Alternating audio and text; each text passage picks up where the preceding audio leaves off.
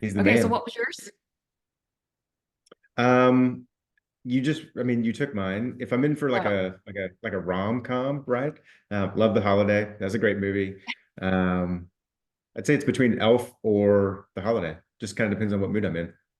My kids okay. call So Buddy the those Elf. who are those who are just joining, I had asked, since it is December 6th, we have 15 business days left in 2024. Some are creating distance on Fridays and making this their separation season. And I know there are others who had planned for the time off and they are coasting a little bit until the end of the year. But we started with everyone just putting in the chat, or if you're listening to this after the fact, dropping what your favorite Christmas movie is in chat. But let's go ahead and kick this off. We have titled this From Selling Debt to Trusted Mortgage Pro. And I am here with Justin Padron. You'll probably notice that I'm solo again. Dave is at a conference, and Todd Bookspan, he went to go fly to see the Eagles play in their NFL game. So it is us today. And as you guys know, every Friday we come to you live. We're always interviewing, whether it's a top producer or sometimes it's an author or someone in the industry that could bring value to this group mastermind style. That is what these calls are all about. And so Justin, who happens to be a good friend of mine who lives locally and is also a client of Plug and Play SM's, he's been doing some stuff in the market that year over year has allowed him to continue to grow, not only through the COVID years, but also after COVID, where I believe this year is your best year yet. Is that accurate, Justin? That's accurate. Yep. The best year we've had this year or so far in the career. That's crazy because most people still, are thinking about those COVID years as the best years ever, which was hard in a different way. But I think it would be important to start. And I know Dave recently interviewed you earlier this week, but let's start with, tell us a little bit about your market. You're in Southlake, and what's the inventory like? What's your clientele like? And let's start with your market, and then we'll go into how you started from, selling debt, like a lot of new LOs, and then how you got to where you are today. Yeah, love it. So my market, I'm in the Dallas-Fort Worth area. South Lake is where my office is located. We do a little bit of business in the South Lake area. This market is really more of a jumbo size market. Kind of average price point to get in here is roughly about 1.1, 1.2 million. But excellent area. It's where my wife and I live. I grew up here. I knew as an 18-year-old, this is where I wanted to raise my family and my kids. And then inventory is fine. Like there's nothing. Wait, hold on. I feel like we need to mention the whole South Lake Carroll. Like, if you guys know anything about North Texas and high school football, like you just got a, a huge honor with South I Lake did. Carroll. I And did. they're I still in playoffs, still in right? playoffs.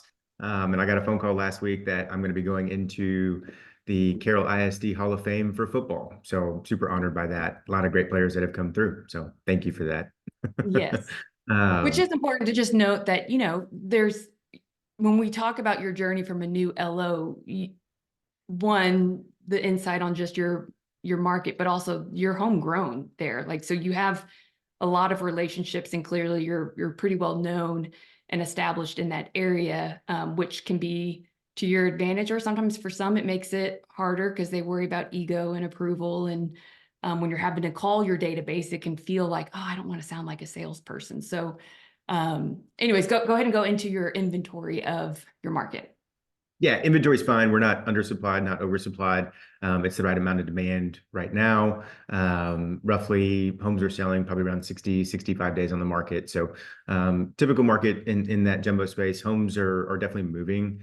As long as it's priced right and it's updated, it's going to move pretty quickly. So not running into too many multiple offers. But that's just the South Lake area, right? Where I kind of cover all of the DFW. So mostly in Tarrant County, places like Keller, Fort Worth, probably the biggest city, Arlington, places of that nature.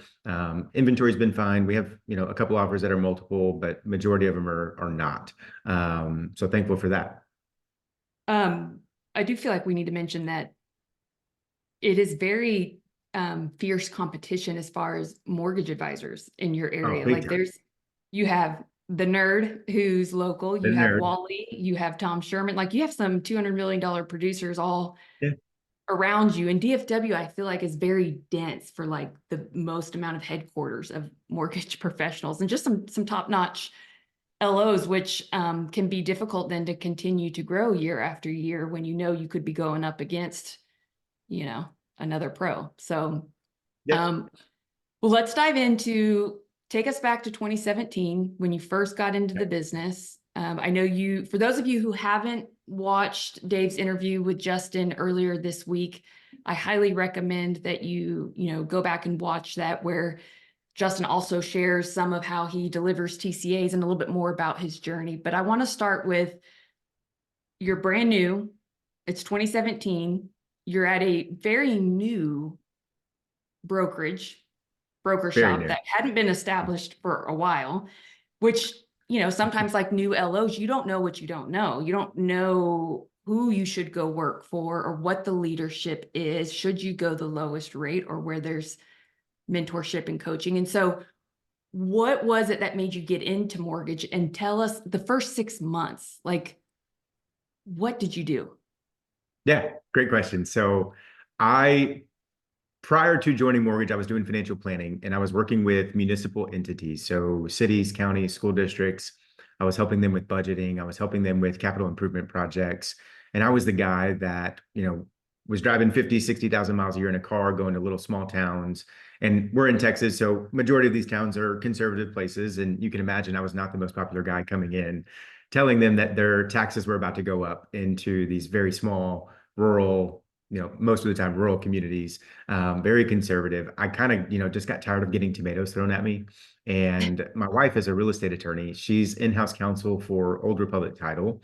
And we were wanting to start a family. And she kind of looked at me one night and was like, "Hey, I love you, but like you cannot be gone like this and us have kids." And so um what I did at that point was, start to look at what could I get into that I was passionate about. I always loved real estate. I'd be on Zillow all the time, just looking at houses, just because that was something fun for me to do. And then with my passion for finance and my knowledge in finance, it just made sense to transition into becoming a mortgage advisor. So I was one of the like rare ones, I guess, that kind of just hopped in and started originating right from the jump.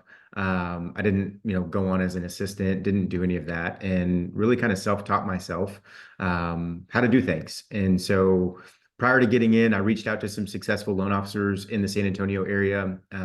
Name that comes to mind is a guy named Wes Cleckley. If you don't know Wes, great human being, but monster producer in the San Antonio area. And so I literally blew up his phone. I called him almost daily because I wanted to meet him. And there was one day, he finally returned my phone call and he was like, "Bro, you have been pounding my phone. Like, what do you want?" And I was like, "Hey, you don't know me. This is going to sound super random. This is my background. This is who I am. I need to come meet with you because I need to learn what this business is like and what the opportunity, is." And so after that Okay, meeting so with at that Wes, point, you hadn't gotten licensed yet, right? no, I had gotten licensed, so I knew I Okay. wanted to be an originator. I just Okay. needed to know kind of like how how does a great originator operate? And Yeah, because so when you get trying to get licensed, it doesn't teach you how to, like, it will teach you the legal side, but like as far as how to be a professional salesperson and communication and the process, I mean, that takes quite the, I mean, it's like learning a new language at first. it is definitely is. And so after that meeting with Wes, I was already licensed. I went and got my license before But ever what did becoming an Wes say to originator. you? Do you Wes just kind of, I asked him some financial questions about like what opportunities are in this industry. Is it an industry where you can make money, where you can take care of your family? What's it like when there's a downturn?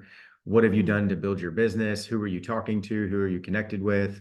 And so Wes just kind of helped me have some clarity. And as I'll never forget, I was walking out the door and he was like, "Man, whatever you decide to do, whether you come here, whether you go somewhere else, like you're going to be great at this." And so always appreciated that comment. He kind of saw something in me, I guess, from the start. But I was never afraid to pick up the phone and go see people and kind of learn about what they did and how they did it. And I feel like that kind of helps, transition into the mortgage industry. You've got to be able to pick up the phone, push the little green button to call people, and try to find a way to build a connection with them. And so one of the things I've really focused on is connecting with people on a deeper level, and excited to, kind of help, talk through some of that today and how I've done it to get to where we are today. I will say a lot of people focus on the number of where it is today, right? The 57 million and growing by 28, 29% from what we did last year. And they see that and say, man, how do I replicate that? But what they don't see is everything that it took for the previous 5, 6, 7 years of compounding those activities to get to that number today. And so for anybody that's listening that has had that thought of how is he doing that? What is he doing? Like, why am I not doing that? Man, give yourself some grace, give yourself some positive talk. Everybody has their own journey, but man, you didn't get to see everything that I did or was doing 5 years ago that led up to where, we are today. And that's what I feel like when we do these calls, sometimes, whether it's Dan Keller or Jeremy Forcier, we hear what they're doing right now, but we don't always get to hear and unpack like, well, what did you do 2017, 2018, 2019 to then get to this point? Because like if I'm a newer LO, I'm thinking I don't have a team. I don't have a production partner. I don't have a client success team. Like I feel like I'm doing all of this myself and I'm having to create content and I'm going to different events because I know I need to do that to get better. But man, it's just me. And it's a lot Yeah, when you're learning it is. also a new language. So that's what I really wanted to unpack is like when you left that meeting with Wes, I'm sure you probably had a few weekly commitments that you were like, I know I need to do this. And if I just do this really well and consistently, it's going to breed results. So Yep. was that, I'm assuming connecting with real estate agents, because that's what would bring in referrals. But you tell us, like, what were those things that you did every single week in that first year to help you grow?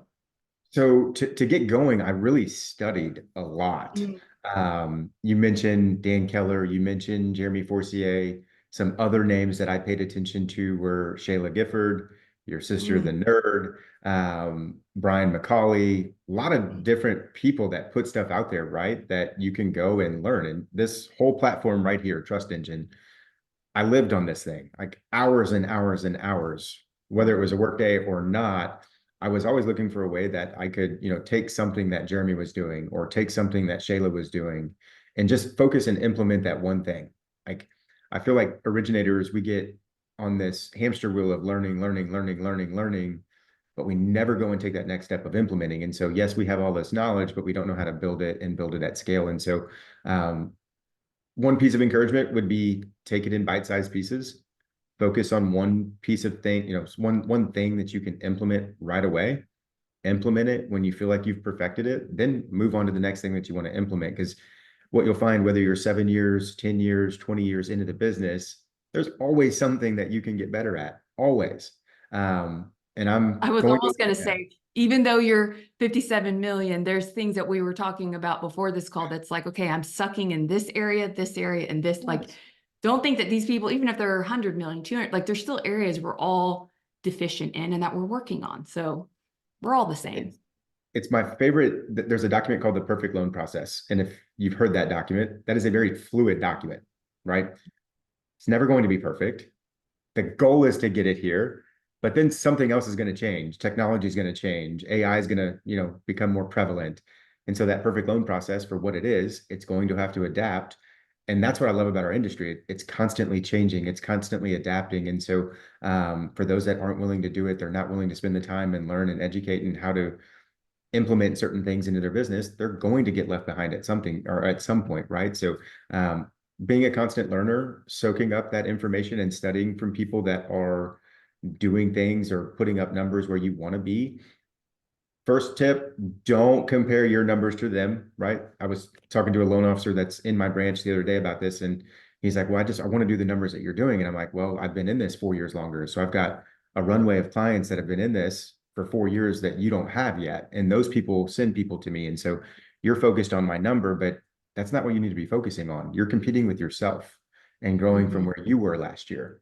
And as long as you can do that and when you do accomplish those goals, right? Celebrate that. Don't look down on yourself because you didn't do 57 or 60 million. Your goal was 12 or 14 and you hit it. So be proud of that, celebrate that. And then we can go back and we can work on, okay, now how do we get to 20? How do we get to 30? But you're not going to get to 50 or 60 or 70 overnight. It's the realization of it. Okay, I see some hearts. So people are really loving that comment that you just made. And I think we often need that reminder that we'll give a lot of grace to everybody else and sometimes not enough to ourselves. So commit to the process and to your daily activities. That's going to help you get to where you need to be. And you're right. Quit focusing on what other people are doing or what they're accomplishing, because it's not always what you see either. Like there's some people who may throw up big numbers, but it doesn't mean that every loan's profitable, you know? Doesn't. It And so doesn't. it's like, yeah, it's like you could have done 57 million, but you asked for price exceptions on all of those and it hurt the bottom line for the overall company. And so the rates are, so it's like, how do we overall perfect the borrower experience? Because I do think you've got to have a great experience for your clients and agents to then have the repeatable referrals. And a lot of times 100%. people even come to me for marketing and I'm like, look, if you don't have the cooks in the kitchen set, this doesn't matter. Like your social is really just the online reputation that needs to also match the offline. Like that needs to be congruent. The days of like trying to, manipulate and lie, like you guys see where it ended with Diddy, which is the good and bad. Like it's people like Diddy can't pay off these media sources to protect them anymore because you have all these other, you have social media where all of us can create our own content and media and expose the truth. So always make sure that you're inspecting what you expect, especially as you then start to grow. 100%. Okay, so let's talk about the daily activities or the weekly activities that you did to start getting referrals. Yeah. So I was part of the core coaching program at that time. And they had theme days, right? So Monday was call your agents, prospecting for agents. Tuesday was your Tuesday status updates for files that you have under contract or refis that were active. That was probably the biggest thing that I focused on of all of their theme days, that Tuesday update, because I was basically auditioning for the listing agent on the other side. It was a way for me to make some small promises, but also come through with them, and so build trust and some loyalty there. And then closing the loan on time with great communication and all the jazz that most originators say. That's what my value proposition was at that point. And so I spent a lot of time on Tuesdays going through and calling those agents, calling the borrowers, and asking for referrals or asking for a meeting from the listing agent. There's some sequence to that. The first time you talk to the listing agent, you're congratulating them on getting a contract accepted, right? Asking some questions about how did you get this listing? Where did you connect with these people? And then one thing that you can do right now, if you're talking to a listing agent, one of the things I would encourage you to do is here's a line that you can use. Hey, Deb, I don't know if your business is anything like mine.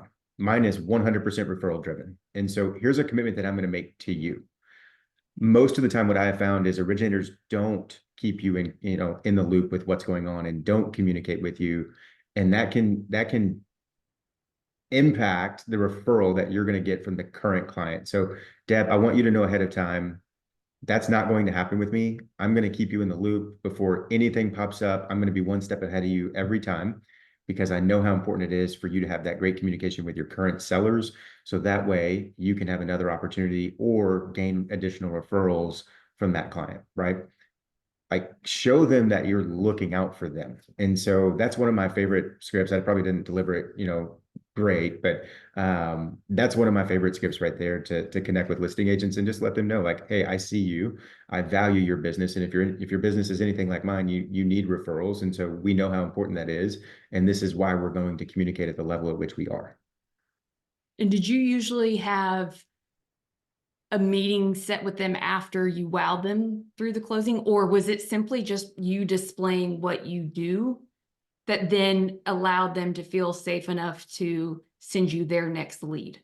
So the commitments that I would make to them is that I was going to call them every single Tuesday, that we were going to close on time, and that there weren't going to be any surprises throughout the contract. Those were the three commitments. And so on that first call, I would establish that with them and say, hey, I want to make 3 small promises to you throughout this transaction. This is what's going to happen. And here's some exactly what to say verbiage for you, but would you be open-minded to meeting with me as long as I fulfill these 3 commitments that I've made? And majority of the time, right, they want to get off the phone with you. They're going to say yes. But while you have them under contract for 30 days or however long your closing time frame is, you have an opportunity to build a relationship and build rapport and execute on the promises that you've made. And then you can hold their feet to the fire at the end and say, hey, when we very first spoke, right, as long as I fulfilled these commitments, which I know I did, you agreed to grab coffee. Where's your favorite place and what's your favorite drink? Or if you want me to bring it to the office, I'd be glad to do that. Mm. And then go have your meeting. Mm. Okay, so guys, y'all heard his main commitment and strategy, which was implementing the Tuesday theme days of your status update calls, where every Tuesday, anyone who's under contract or in processing is getting the call, and then you're leveraging that to build the relationship. My question to you guys listening, so feel free to put this in chat, or if you're live on Facebook, you can, put it in the comments. What is your single biggest challenge right now when it comes to growing your own production? With whatever journey that you're at right now, and maybe you're leading a team, maybe you're, I call it the shit sandwich when you're a producing branch manager, because that's a difficult job. But if you're wanting to grow, and that's assuming you guys want to grow, some of you may be content where you are and it's more just recruiting, but what's getting in the way? Like, what is it? Calling on new partners? Is it knowing which partners to call? Is it not having a great post-closing process where you're generating referrals from your database? Like, let's get really clear on isolating the biggest challenge, so then it's more clear as we move into next year of, okay, if we just fixed this, then it's going to create the maximum amount of change for you and your business. So you guys drop that in the chat. We'll carry on, because my next question for you, Justin, is what if you don't have any clients? So there's no Tuesday update calls because you don't have any closings. What did you do, or what would you do? Okay, love that. And admittedly, I've been there. I've been in that exact position. So I think our job as loan officers, we need to be talking to people that can refer us to people who need to borrow money, or we need to be talking to people who need to borrow money, right? If you keep it that simple, who can refer you to people that need to borrow money? Realtors, financial planners, divorce attorneys, estate planners, CPAs, builders. Those are who you should be connecting with. And then to get those introductions, right? One of my favorite questions to ask, and I shared this earlier this week when I was on with Dave, was there's some questions that you can ask where if they tell you, hey, I've got a relationship already, okay? That's one of the objections you're going to get. I've got a relationship already. Hey, Deb, totally understand. I'm not naive. I know you're a great agent. I know you have somebody that you trust and work with, because if you didn't, you wouldn't be where you're at, right? What if I could show you some ways where we could help you from a conversion standpoint and not impact your current relationship? Do you think that that would be a good idea for us to talk about? Yes, right. And then you can go into those questions of who in the last 6 to 12 months have told you that they're waiting for rates to come down. They would like to move, but they feel trapped by their 2.75 interest rate, or they're fully pre-approved, but they're just not transacting, right? Those are some easy at bats that you can get. And as long as you have a very dialed in, very detailed, educational based pre-purchase consultation with that client, you can show them the benefits of owning a home in a way that the other mortgage advisor may not have done. And so I like to ask those questions. And at the end of it, I always like to ask the realtor, or tell the realtor, like, this is how I'm going to, show you how valuable we can be for your business. Give me these at bats. Let me show you what we can do. And this is one of the ways I picked up an agent in the last probably 6 months, was asking those questions, then referring me to 3 people, and then closing all 3 of those people within 90 days. That's valuable for that agent.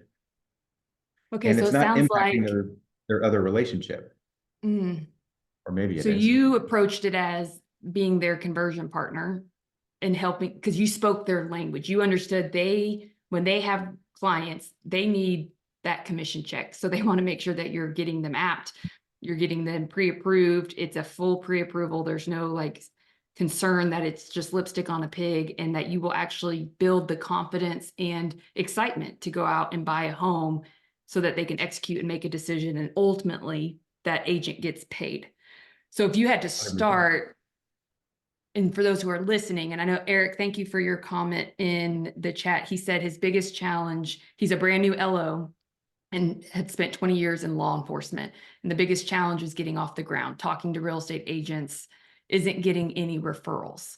And so it sounds like that there could be some coaching on how that agent conversation and meeting is going, but also who are you scheduling meetings with? Because not every agent is created equally. And like I was Yeah. talking to a client earlier this week who, one of the calls that she made, because they do 60 minutes a day of prospecting, I was like, what made you call this agent? Because they've only closed one deal in the last 14 months.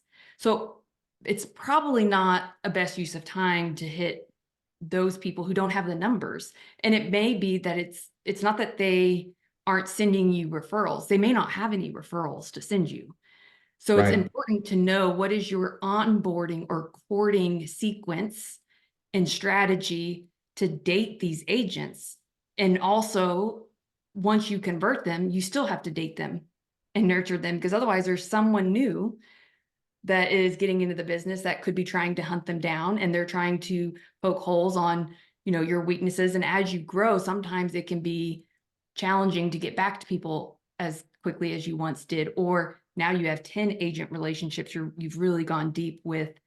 So it's like juggling all of those. So with that, I would add, if you got really good at the borrower conversation, that first initial, what you call the pre-purchase consultation, sounds like you leverage that in the new or first agent meeting to wow the agent of like, look at how well we take care of your client. Is that accurate? Yes, Okay. 100%.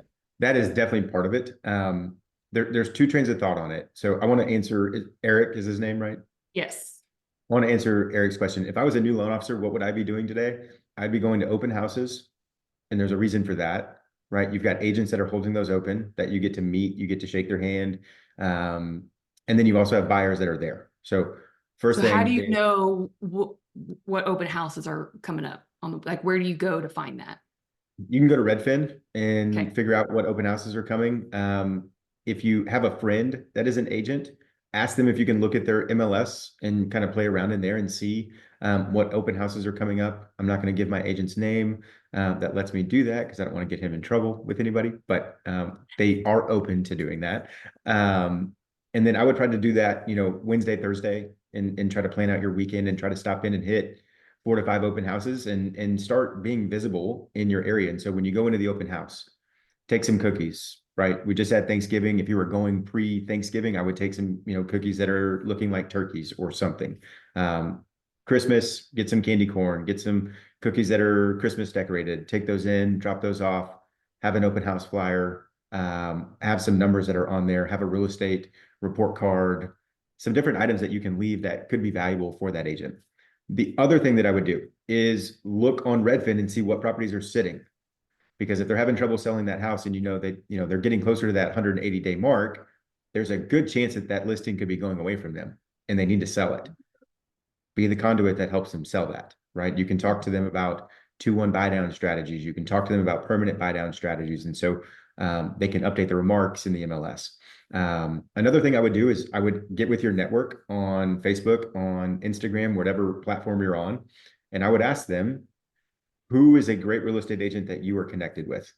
And when they tag that person or tag that real estate agent, keep that name in like an Excel sheet, right? But the person that was doing the tagging, I would call that person and say, hey, tell me about this realtor. What do you love about him? What makes him a 9 or a 10? And do you think it would be a good idea for me to contact them? More times than not, you're going to get yes from the person that you're talking to. And now you have an excuse and a reason to pick up the phone and call. Say Deb was the agent. Hey, Deb, my name is Justin Padron. You probably haven't heard of me. I'm a great originator in our market. You're a great realtor in our market. I don't know. Denise Donahue told me that you're a phenomenal person and that we should be connected. Would you be open-minded to grabbing coffee, the next 15 calendar days or whatever you want to say, right? And spend 15, 20, 30 minutes with me. I'd love to ask you some questions and just get to know you on a deeper level. You And make then it the sound agent really might say easy. back, and what's that? I said, you make it sound really easy. You can tell you've practiced. It's not something that you don't wing it. No. And then the agent might say back, hey, I've got a relationship already, Justin. It's a waste of time.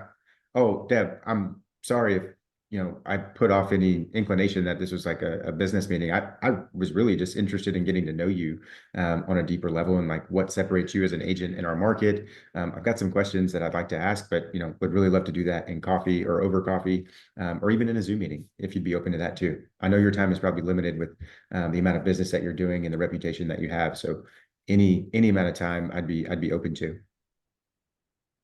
Like That's great. it's easy. Okay. It's not a hard combo. But Eric, that's what I would do if I was just starting, man. Go find out who your network can connect you with. Go to open houses, continue to show up at open houses. If those open houses are busy, man, read the room a little bit, right? Like they don't have a ton of time to sit there and talk with you. So be quick. Hey, like congratulations, this place is full. Your sellers have to be thrilled with that. I'm going to take a quick video real quick of this. I'm going to post it on social. I'm going to tag you in it. And then, man, if it's cool, I'd really like to just shoot you a text message next week and see, if we can find some time to connect. But great job on the open house. Don't want to take up too much of your time. Get in, get out, and go to the next one. Okay, so I want to address, there were two comments, one from Eric that said, thank you, great advice. Also Nicole, both of them are mentioning how they're targeting agents or they're dealing with agents who maybe only do one deal a year. And so here's what I would like to offer for those of you who are wondering, like, how can you get a production report and see who are a production report from agents on the buy side, because it's not like we're trying to target listing agents, although we have a script for listing agents. But I have access to a tool that's called MMI. And if you guys email my team, so email marketing@plugandplaysm.com, you spell out the and I'll put it in the chat. But tell me the counties in the state that you're in, and I will run a current production report on the buy side so that you guys can see who the top producers are and who you should target. Because if you're not crystal clear on who you're targeting, I had sent Justin a accounts pyramid of like how many VIPs you should have. Ideally, if you could have 10 VIP agents, which to be considered a VIP means they give you at least one closing a month, which would mean at least probably 4 or 5 referrals a month, because they don't all convert into a closing. But you have to know who those people are to target. Like, otherwise you're just throwing a dart and you're wondering and wasting this time and money on coffees. And there's not usually a great way to know production unless you use tools like MMI, or sometimes your title company, your title rep can give you production reports. You just want to make sure you emphasize the fact that you want the buy side. Also, what we can do in MMI is I can look to see every agent, like who is their referral partner? Like, do they even have a referral partner? Because there's some whales of agents that when I look at where their buy side is going, I'm like, they don't really have one lender. They kind of look scattered, which is concerning, because either they're letting the borrower dictate who they're going to use, or now their business is kind of slow. Like if you have a true partner in the business, then that's a business relationship where you can say, okay, here's how many deals we've done together. Here's who we've referred. How do we increase conversion? So one, if you guys need that help, just email me. And again, I'll put that in the chat. And then the other question we got was from Ashley, who said she's having a hard time staying in front of the partners and being of value consistently, which is where social can help, guys. And who was that asked it, Ashley? Ashley. Ashley, so here's a great question that you can ask. And you can ask this to a new agent. You can ask this to agents that you're currently working with, right? Here's a great way to uncover what their pain points are. If you had a magic wand and you could wave this over your business, what would you change? And ask it just like that. Be curious. Like, what would you change? Oh, my lead follow-up is terrible. I don't have a CRM. I'm having trouble helping people with the NAR conversations. I'm I don't know, there's a ton of different things that they'll struggle with, right? Like I'm getting a lot of people that want to move, but they can't. Like they feel trapped at this 2.75 interest rate. Now you know where their pain points are, and now you can work on ways that you can address those. So if I had an agent that was struggling to get people to put their house for sale and go move, I would coach my agent on, here's how you have that conversation. Hey, Deb, you're gonna be the real estate agent. Deb, when you go in to talk to this client, I want you to say these words. I want you to go in and talk to the client and say, hey, Mr. Seller, I actually don't think it's really a great idea for us to think about selling your home just yet. I think we're a little early in that process. What I do think would be valuable for you is setting up what I call a financial transition plan with our finance team. They're not going to try and run an application. They're not going to try and take documents or pull credit or any of that stuff. They're just going to really give you some sound guidance and advice and help you have clarity around whatever's the best decision for you. They have no motive in this. I have no motive in this. Clients of mine have gone through this process. They've absolutely loved it. And I think that's probably the best step for you before we even talk about discussing listing your home. So off script real quick, like what we did just there is separate that agent from every other competitor that they're going to walk into a room with, right? Every other agent that goes in is going to want to list that property real quick. That's not our agent. We don't want to have that attitude. That's why people don't like real estate professionals, because they feel like we're all about the dollar or about the next deal. So be different. And then when you That get just the reminded me of the Nike Air movie when he comes in and it's like, let me tell you how every other person will pitch you on the brand deal for Michael Jordan and Yep. Nike. He's like, that's not what we're gonna do.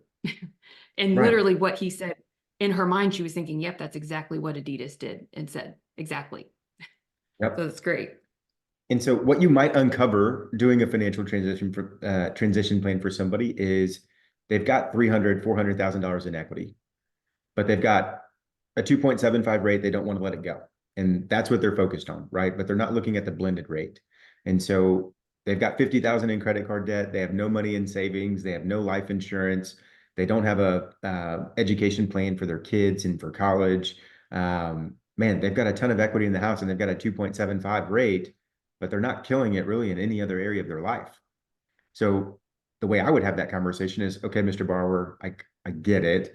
You've got a great interest rate, but you have no money in the bank.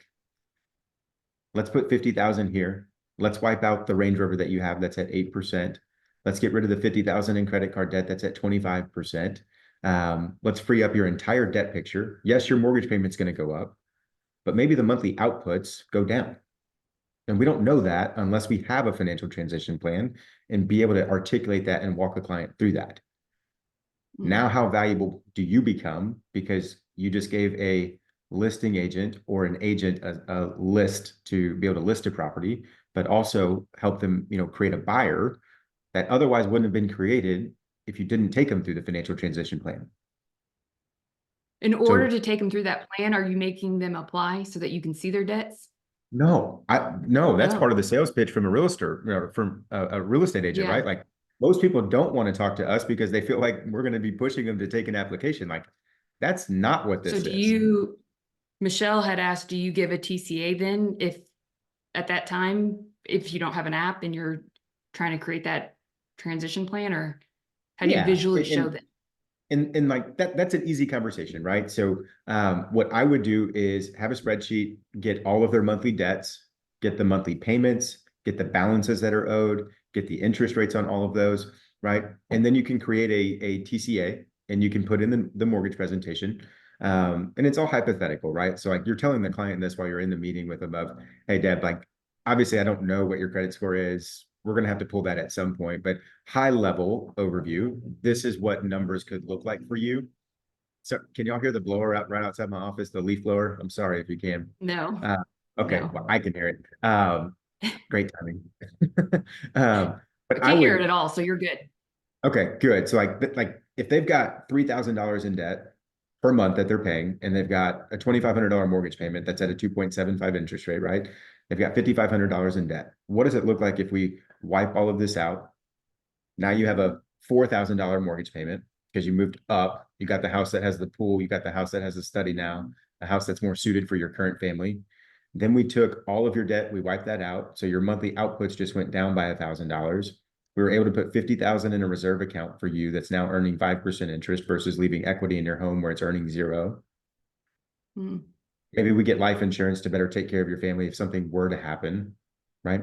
Number of different conversations that can lead to. And so if you're not having conversations with your borrowers around estate planning, wills, trusts, investing, IRAs, 401ks, brokerage accounts, 529 accounts, UTMA accounts, like if you don't know enough about those, learn it, read up on it. You as a loan originator, your job is not to give somebody debt and walk away. You have the ability, because everybody in our country wants to own a home, you have the ability to change every client's life that you come in contact with. And it takes you asking the right questions. It takes you asking about life insurance. If they don't have it and something happens, what happens to that home? We don't know. But if they're not willing to go talk to a financial planner and seek out this advice, you have to be the one that connects them to these other ancillary services to make sure that your clients are fully protected, not just from a rate and payment standpoint, being a debt dealer, right? That's not what we do. Our job is going to require much more from us, as it should. And consumers are going to become, or what's the right way to say that? Consumers are going to be expecting that level of service from their mortgage advisor pretty quickly. Mm-hmm. I love that. I right away, if you were asking me those questions, I would think, wow, this dude really cares about me, or seems to really care beyond and like protect my interest, not just the commission breath of trying to convince me. Because I mean, truth be told, you go online or go on social, every lender, every agent is always talking about how now is the best time to buy. And now it's always now. And it's like, well, sometimes now isn't. And this is one of the exercises that we even do in Exactly What to Say, is like create a brain dump, like just from if you had no attachment to the outcome and you were meeting with a good friend and they were talking about possibly buying a home and they said, man, do you think it's a good time? It's like, well, I don't know. I'd have to ask you some questions like, Could be. you know, how long do you plan on living here? And tell me about your income. And if you just moved here from another country and you don't have a job and you only plan on being like, what are all the things that would have to be true where it wouldn't be a good time for someone to make a move right now? And then what are all the things that would need to be true for it to be a good decision for them? And then you can reverse engineer and ask, you know, we call it a question tree and Exactly What to Say, to uncover these things where it's not you versus them. You're not convincing anybody of anything. It's you helping unpack so that it's you guys against the problem or whatever solution 100%. that they're trying to get. And so, One of the you first know, things I mentioned I was think, doing a lot of learning, right? And spending time there. Guys, I'm still doing that today. Like Deb's talking about this Exactly What to Say event. If you've never gone through it, highly, highly, highly encourage you to do so. Very worthwhile with her and Todd. I took an agent partner of mine with me to this event. And man, we both learned, like we learned together. That makes that relationship so much more sticky because we did it together. But if you've never gone through that event, man, I would tell you that's one of the things that has helped me from a conversion standpoint so much, is having the appropriate words. And man, when you use it, you might even be using some of them as it is, but when you use these on a consistent basis, it really helps. It really, really does. well, and then talk about bringing a top producing agent with you. I mean, that's just, now y'all are speaking the same language. And sometimes it's not about going after new agent partners. It could be just leveling up some of the ones you already have. And by you taking what you've implemented and teaching it to them, because truth be told, Justin, when we first met, it was at AmpCon. And you guys, I have to Yep. say this because my biggest insecurity, you know what I'm about to say, don't Ah, you? yeah, I already know. I talked about this. You I hate told it. this to Dave offline. I know where you're going. Oh my gosh. You can So say. when I was originating, and part of what made me fall in love with marketing and personal branding is because I had to go against my identical twin who had 10 years experience on me in the mortgage space. I was a teacher before. And I'm like, we look alike, we sound alike, we sell the same products, we work for the same company. Why would anyone choose me? Like that was I cannot tell you how much that thought cost me because it would self-sabotage my results because I was always comparing myself. And anywhere I would go, people would be like, oh, are you the mortgage nerd? And I'm like, no, I'm the bird. And so all this time, money, energy, everything on how do I differentiate? How do I find my X factor? Because that was a huge fear of mine. Well, then I meet Justin at AmpCon, and he was like, I've seen you on those mortgage coach calls, and I just thought, oh, she's just kind of like riding the coattails of her twin, who's a top producer. He's like, I didn't really think you maybe knew what you were talking about, or you were that good. I was like, oh, my biggest fear Time out at real all. quick. Time out real quick. It's not the very first thing I said.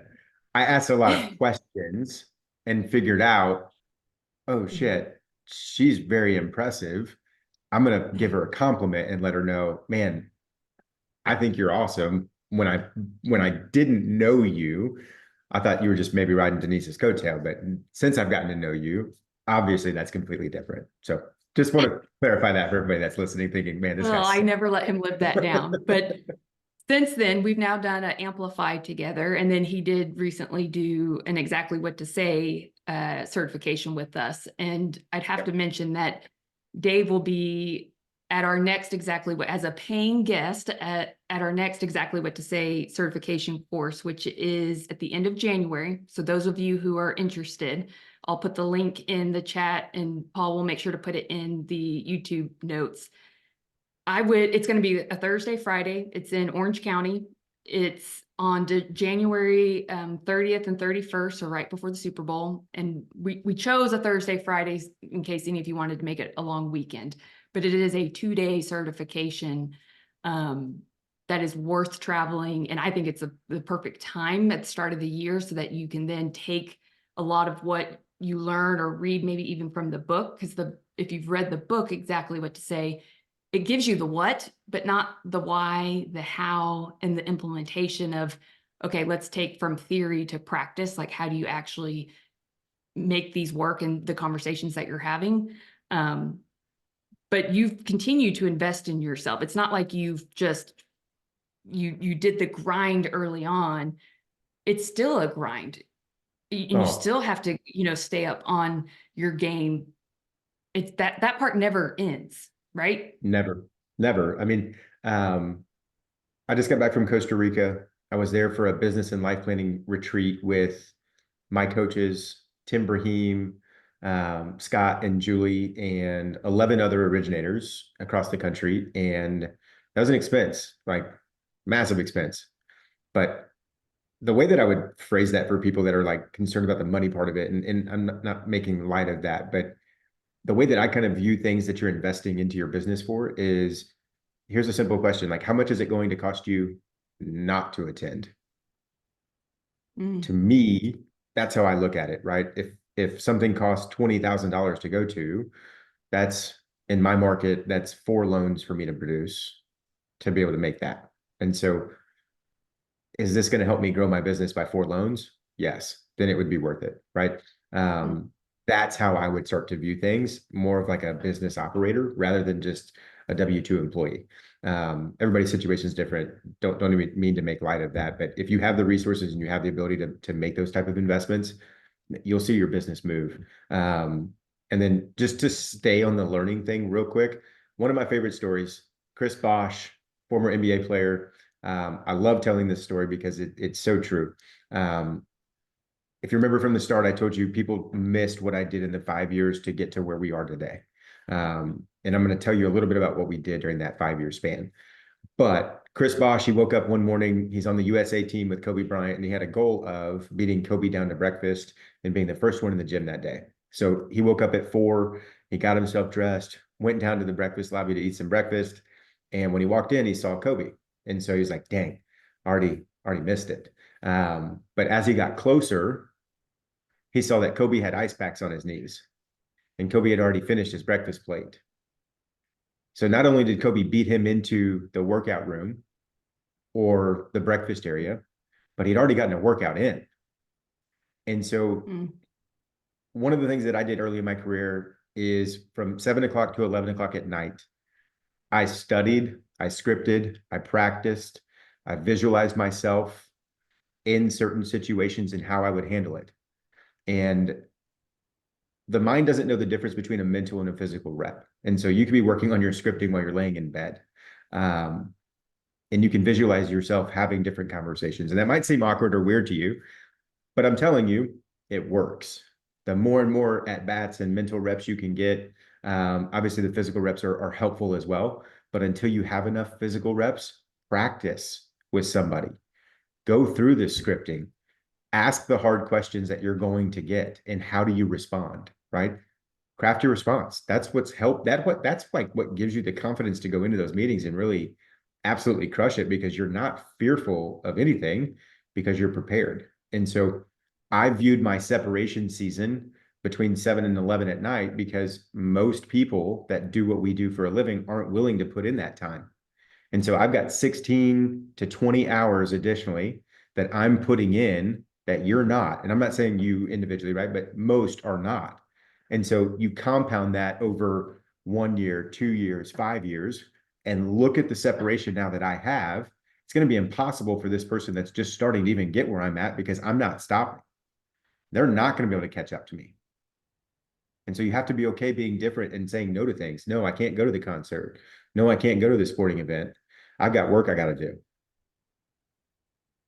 And you have three small children that were all like back to back to back. That And Mama's coming home today. She's been gone all week, and I cannot wait. But yes, I've got a 6, a 4, and a 2-year-old. And thankfully, my wife lets me, have that time in the evenings some nights. Not saying that I do it every night where I'm spending 3, 4 hours, but if I'm not getting 5 to 6 to 7 hours of educational time in a week, I'm doing something wrong. I'm like, that's a focus for me to constantly, be working on improvement. I feel like we need to address the fact that you realized pretty quickly, if you would have stayed at the same company that you were at when you started, you weren't gonna, like, your hunger for growth and your like tenacity of putting in the mental reps, and also seeking who are the A players, who can I go learn from and be under their wing to get there faster, because that's what can really compress your time. Not only is it the cost of, say, 20,000 to attend something, but how much time is it going to cost you of missed opportunity if you don't do something, like, even like with exactly what to say. It's like, if you learned how to ask more curious and strategic questions that allow people to perceive you differently because you are making them feel different than the average, well, then that right there, that perceived value means something. And so you Yep. saw pretty quickly, like, I need to get under a group, a leadership team, and get coached.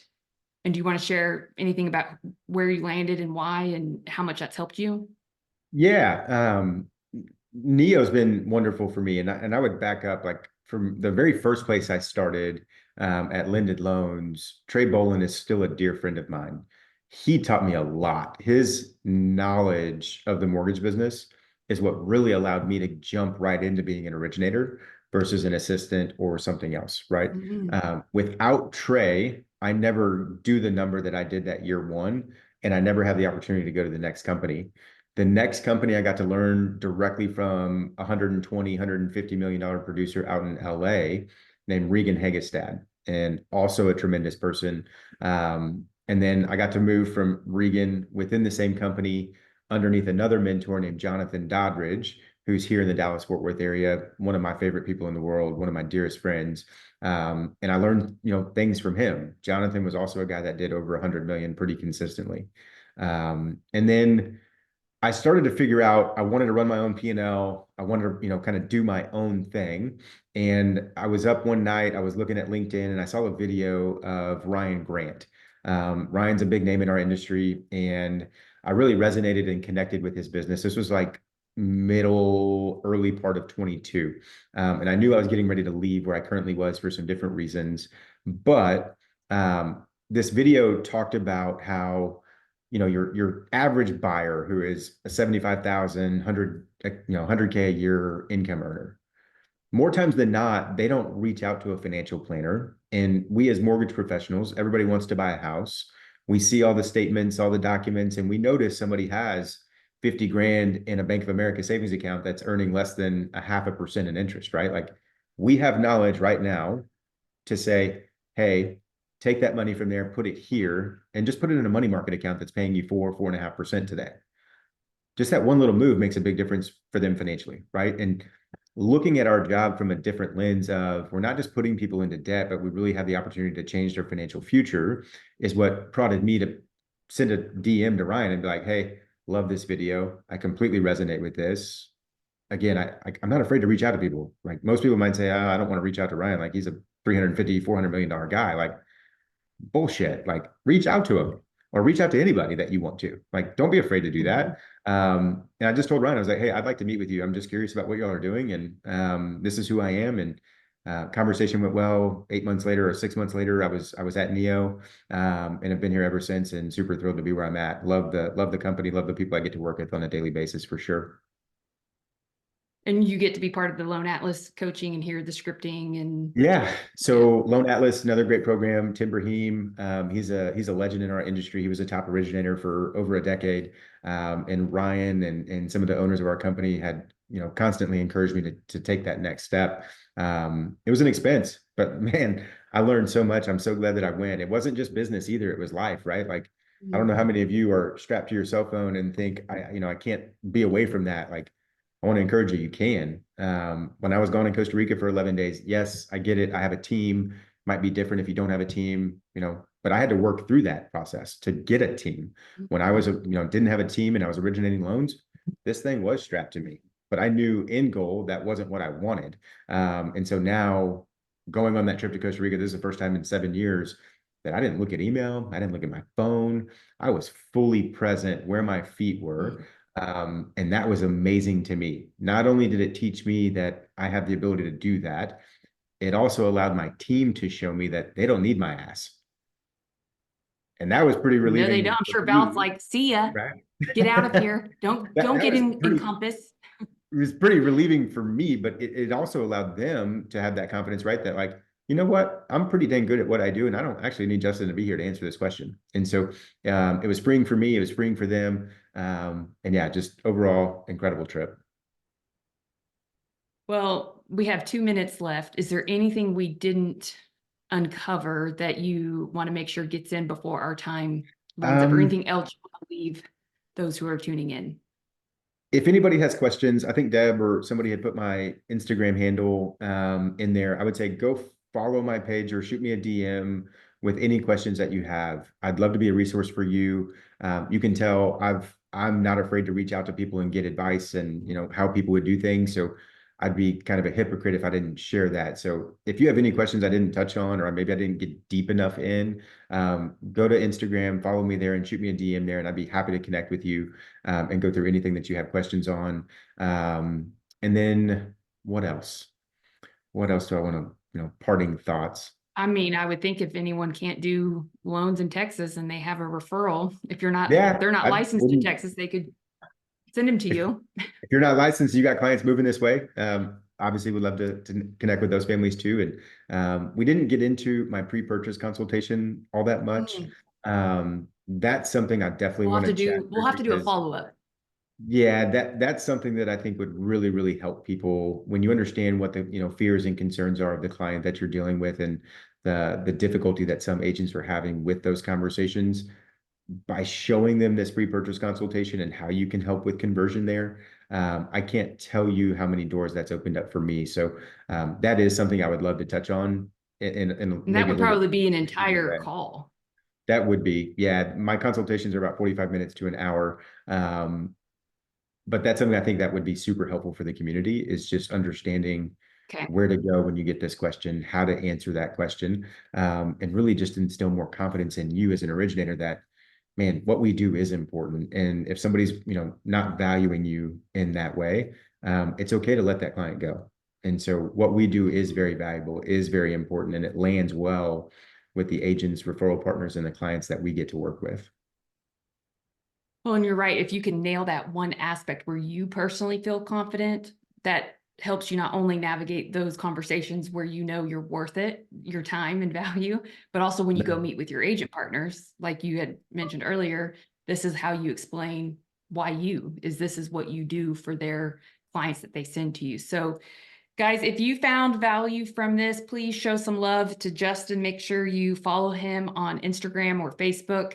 I'm going to get him doing more videos soon, but also, make sure you like and subscribe on the YouTube channel. If you're watching this via YouTube, obviously it helps whenever we get comments and feedback of what resonated with you and what things could you guys benefit from in future masterminds that you want us to get guests for, so that we can, you know, make every hour of yours 10x. So you guys have a great weekend. Thank you again, Justin, and we'll see you next You're week. welcome. Bye, y'all. Thank you.